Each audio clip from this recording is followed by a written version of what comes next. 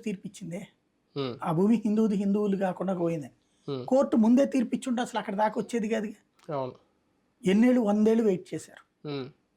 100 ఏళ్ళు అంటే ఎన్ని తరాలు, 5 తరాలు వెయిట్ చేసి ఆ తర్వాత జరిగింది. దాన్ని హిందువులు ఉన్మాదం అంటావు నెంబర్ 1. రెండవది ఉన్మాదం అనేది లేకపోతే కనుక హింస ఎప్పుడు వస్తుంది, నువ్వు నా మతంలోకి మారకపోతే నేను చంపుతా, లేదా నా దేవుడిని తప్పు అంటే నేను తప్పు చేస్తా అన్నట్టు.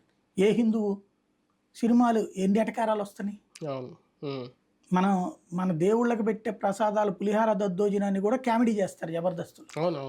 మనం ఏమంటున్నాం దానికి? హింస అంటే అదే కనుక నువ్వు వేరే మతంలో అయితే తర్వాత నిన్ను బతకనిస్తారా? మరి అంత సహనంగా మనం కూడా నవ్వుకుంటున్నాం, హిందువులు కూడా నవ్వుకుంటున్నారు. ఓ దేవుడి పాత్ర మీద వెటకారంతో కామెడీ పోర్షన్లు వేస్తే మనమే నవ్వుకుంటున్నాం.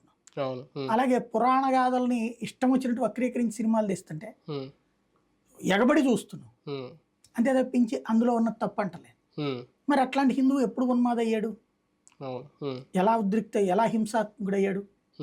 తన కళ్ళెదురుగుండా తను పూజించే తను గడ్డి పెట్టేటటువంటి గోవుని